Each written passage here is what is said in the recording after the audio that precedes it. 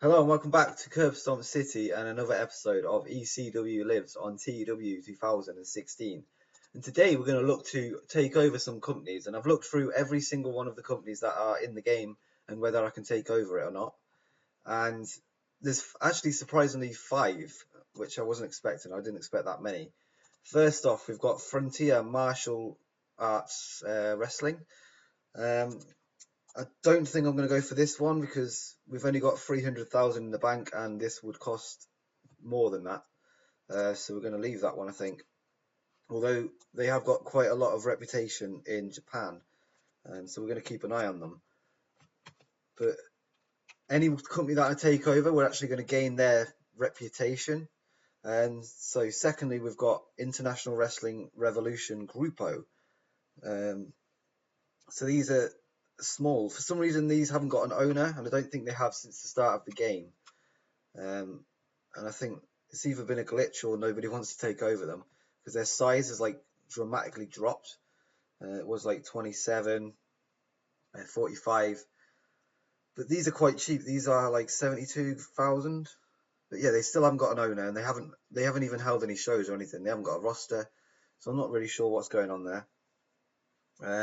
But yeah, they've got a small amount of reputation in Mexico, which I think would be good for us, considering that's where we're trying to grow and gain a TV deal. So yeah, it's only going to cost 72,000 for this one. Next up, we've got Michinoku Pro Wrestling, owned by Great Suzuki. They're big in Japan, and they want 500,000. That's definitely not going to happen. But we'll keep an eye on them as well as Frontier Martial Arts. So we might buy both of them eventually if we can. Next up is Northern Championship Wrestling. So this is a Canadian company owned by Jerry Jarrett, and these want 100,000, but I don't think it's worth it considering we've got a big TV deal and a pay-per-view deal in Canada. So I think we're just going to leave that one. And lastly, this is one of the main candidates, Osaka Pro Wrestling in Japan. These are big, especially in the region of Kinki, and they're fairly big everywhere else, at least bigger than probably what we are. So these are wanting 250,000. So I think it's either these or International from Mexico. But I think I'm going to come back to Osaka. These are running regular shows, and they seem to be selling out arenas and putting on good shows as well. And they've also got a good title belt, which is 90 prestige, which is an A, so that's really good. But we're going to leave them for now just because it's going to cost us a lot of money. But what we're going to do, we're going to buy International Wrestling Revolution Group, and then we're going to come back to Osaka. But we're going to try and book smartly, so we're not going to use too much talent like leading up to the pay-per-view. Well, since we have the tag tournament, we're going to have to sort of.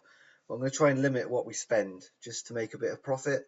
And at the end of the month or the start of the new month, we're going to have a look at our finances and see whether we can buy Osaka. And hopefully they haven't closed down. But yeah, we're going to take over IWRG. This is only 72,000, so I think it's perfect. So we're just going to disband. So disbanding means that the promotion is simply closed with all the contracts cancelled. If they are more popular than you in any region, you will absorb that popularity in your own region. So wait, so we're not going to get this added on top of ours? Or does it just mean it doesn't get added on top? It's just if we're higher than this, then it's not going to affect us. So, okay, change of plan. We're going to get Osaka instead, and we're going to bring in El Oriental, El Samurai, and Super Delphon, who is the champion, and we're going to just get their main title, and then we're going to pillage. So this option means that the promotion is closed, but only after you've been allowed to handpick which assets you wish to keep, and you will also absorb their popularity, the same as with disband. So we're going to do that. So let's just check our popularity in Japan now. So yeah, we've got 32 in Kinky, and yeah, that's good. So we've gone up quite a bit in Japan. So that'll help us in terms of merchandise as well. And we'll just check out the new members of the roster. So we've got El Oriental. So he's good on the chain wrestling, good in the air, and good stamina, well, excellent stamina. His popularity in Japan is quite high. El Samurai, his popularity is pretty high as well. And his skills are decent as well. And the champion, who is Super Delphin, he is not very well known in the USA, but in Japan he is, and he's the champion. So we're going to auto push that and see where they are. So El Oriento is a opener, El Samurai is a lower mid card, and Super Delphin is an opener. So yeah, we're going to have to try and push them. And we're going to probably use the title in the upcoming pay-per-view at Heatwave for the first time. So we're going to sort of leave this story off of TV until then, and then we'll make an announcement at the pay-per-view.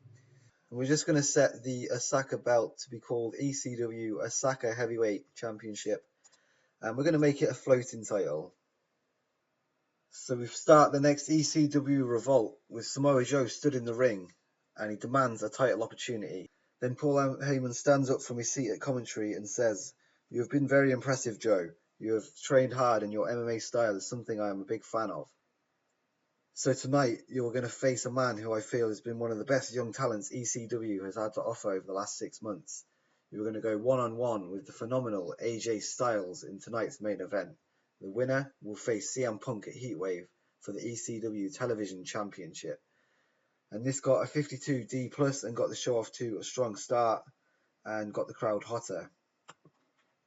Then next up, we go to a bout with decent wrestling but not much heat. Rhino and Punk defeated Dreamwreck in 8 minutes when Rhino defeated Mikey Whipwreck by pinfall with a gore. And in terms of in-ring work, Rhino was head and shoulders above everyone else. Whipwreck was the weak link. Rhino got a 79, Punk got a 62, Whipwreck got a 37, Dreamer got a 62. So this is basically just to give Rhino and Punk more momentum going forward. And yeah, the 58C minus for this. And then the camera cuts to the backstage area where we see Sign Guy Dudley with Spike Dudley and Big Dick Dudley either side of him. And Sign Guy is holding a sign that simply says, "The Dudleys are back." And this is just based on overness, a simple, quick segment to introduce them again. And yeah, 15F plus, not great at all. But I guess Sign Guy and Big Dick held that down.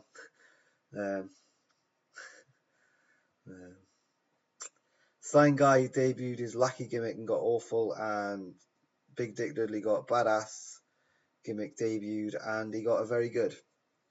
Yeah, 15F plus, not great at all. And then in a terrible match, the Dudleys defeated Headbangers in 10 minutes when Spike Dudley defeated Thrasher by pinfall with an acid drop. And Big Dick Dudley was the weak link, struggling to keep up with everyone else's performance, which is what I expected, but you know, it's pretty cool to have them back. Spike and Sign Guy have no chemistry, apparently. Apparently, a rowdy crowd were all over the case of Big Dick Dudley, and a pretty vocal crowd didn't seem particularly thrilled with seeing Thrasher wrestle or Mosh. So I think we're just going to fire them. And it doesn't look like the Dudleys are going to last long again. And apparently he was drunk, so that's not good at all. And then in the main event, Samoa Joe defeats AJ Styles in 18 minutes 21 by submission with a Dragon Sleeper. And it's got a 67C plus, so that's much better. Hopefully we get a C for this show. AJ Styles is improving in rumble skills. AJ got a 65, Samoa Joe got a 64. And then to end the show, we have a segment. And Samoa Joe celebrates in the ring as AJ is taken out of the ring after passing out. Joe is now the #1 contender for CM Punk's television championship. And then suddenly, Joe is attacked by 2 men in hoods. And it's Punk and Rhino. They look to take Joe out, clearly in fear that Joe is a real threat to Punk's reign as champion. And then suddenly the lights go out. And then Vampiro is in the ring. But whilst it was dark, Punk and Rhino have managed to escape to the ramp. So clearly they anticipated it. And then Vampiro asks for a mic and challenges Rhino to a match at Heatwave. He says, "I'm willing to put everything I have on the line to get a chance to face you, Rhino. I'll put my GPWC World Championship on the line. You put your ECW World Heavyweight Championship on the line. What do you say?" And then Rhino and Punk laughs it off, and then they leave the arena. So we've got a bit of a cliffhanger there. Will Rhino say yes? What's going to happen there?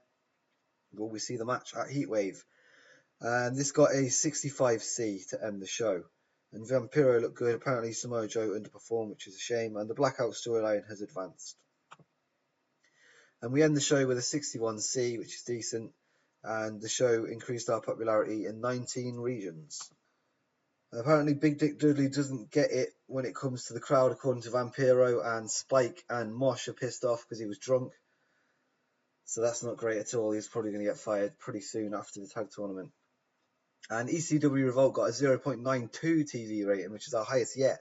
It must have something to do with our taking over of Osaka, Japan Pro Wrestling. So yeah, that's good news all round. Really good TV rating, the highest yet.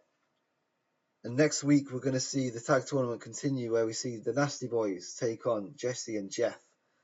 That's if Jeff Jarrett decides to show up, because he actually missed tonight because he now owns ICW EU, so Italian Championship Wrestling.